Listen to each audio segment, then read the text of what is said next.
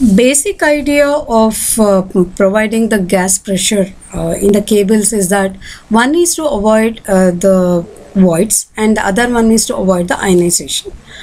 By filling the gas at the higher pressure, both the problem could be tackled, and if the ordinary cable is subjected to sufficiently high pressure, the ionization can be altogether eliminated. If the ionization can be altogether eliminated from the height from the cable, then the dielectric losses would obviously go down. So here we see the construction of the gas pressure cable, and the increased pressure produces the radial compression of the voids, which tends to close at any kind of voids. So because of the pressure that is inside the cable, the compression will happen, and then the voids could be eliminated. Because of the elimination of the voids, ionization can be eliminated. Because of the elimination of the ionization, it is possible to reduce the dielectric loss. The bedding, armoring, and then serving, everything is in place here. Then the conductor is placed around this. Oil duct is placed inside this, and then the lead sheath will also be there. In the place of oil duct, we are going to put the gas pressure there, and the gas pressure cable will have the advantage of eliminating the ionization. And if we see the cross section of the cable, we can see that there is a major difference here. The construction is in the triangular shape. The construction of the cable is in the triangular shape, and the thickness of the lead sheath is that of 75% of the lead cable. Because of the 75% of this lead cable, that is a solid cable, the lead sheath is only 75%. The cost is obviously reduced, and then the triangular section reduces the weight, and it gives the low thermal resistance. And but main reason why we have done the triangular shape is that lead sheath acts as a pressure membrane here. So this lead sheath can act as a pressure membrane when it is provided with a triangular shape, and the sheath is provided with a thin metal tape around this. You can see this thin metal shape, and then the cable is laid in the gas tight steel pipe, and the pipe is filled with the dry nitrogen gas at 12 to 15 atmospheric pressure, and the gas pressure produces the radial compression and closes the voids that may have formed between the layers of the paper insulation. We have seen the three core cable here, and then between this there could be the voids because of the paper insulation that is provided. This could be avoided because of filling of the by filling the nitrogen gas at around 12 to 15 atmospheric pressure. And this is there is a steel pipe which is running around this, which is going to be the gas tight steel pipe, and there is a thin metal tape that is surrounding all this construction, which is going to give the complete protection to the pressure that is to be maintained inside this. So this acts as a pressure membrane. Because of this, the requirement of the lead sheath is also reduced to 75%, which reduces the cost. And this is the cross section of the external pressure cable. This is also designed by the Hochstetter, Vogel, and the Bowden. These three are scientists they have designed this particular cable, and this cable is found to be very, very advantageous for the high voltage that it is going to carry. And the advantages of this gas pressure cable is that cable can carry more load current. Because of the load current, there will not be much of the losses, and it can operate at the higher voltages than a normal voltage. That's why it can be extended up to 765 kV. Maintenance cost is very less in spite of carrying such high currents, and nitrogen gas helps in quenching any kind of flame.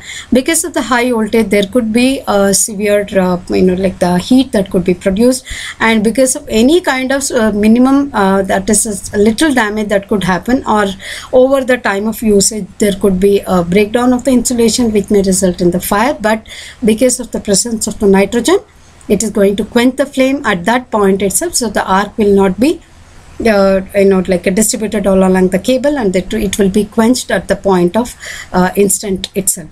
So the disadvantage is that because of because of the precision that is taken, the cost will be definitely high compared to the oil-filled cable.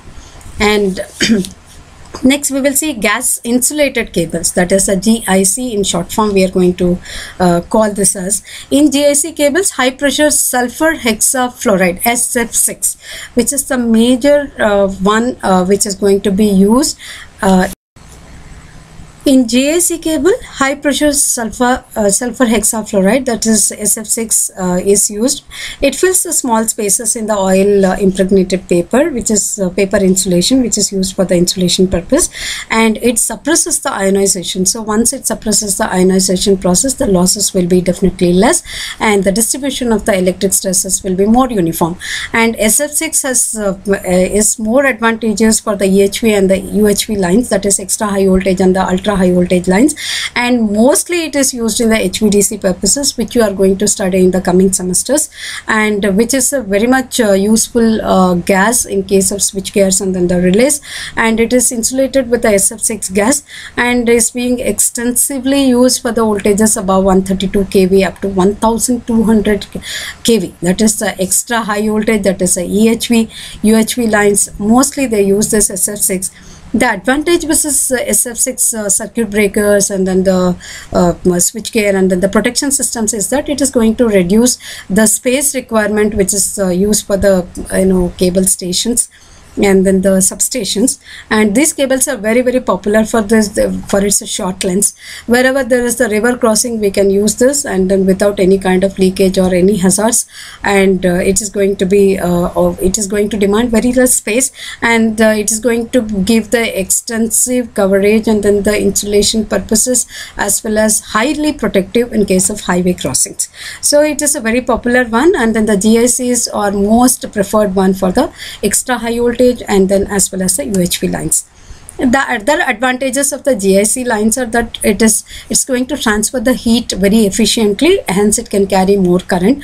Because of the extra current carrying capacities, this is most preferred for the EHV lines, and even though it carries the extra high voltage, it is going to result in the very minimum dielectric loss, and then low capacitance of will also be found, so there will not be any concern about the capacitance that the losses that is going to happen, and then the ionization problem.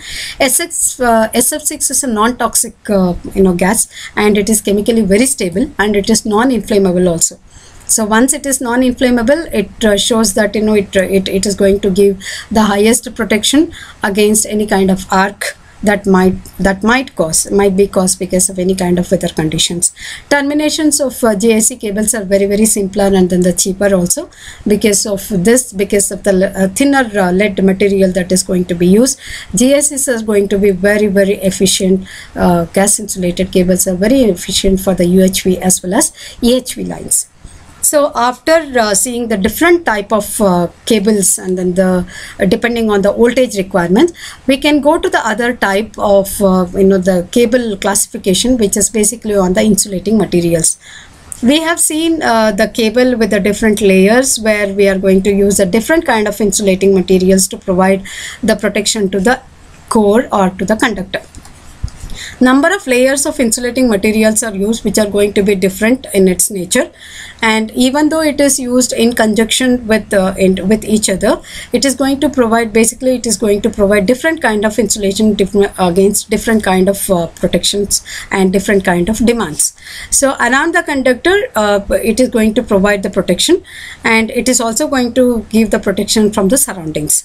The different materials that are very popular in case of insulating materials against the electrical in the electrical cable are paper, vulcanized Indian rubber, because the rubber is the most popular one, and after the vulcanized India rubber, it is the polyvinyl chloride which is invented, and then after this again the latest one is the cross-linked polythene, which we call it as XLP, and there are other materials also which we are going to discuss in detail.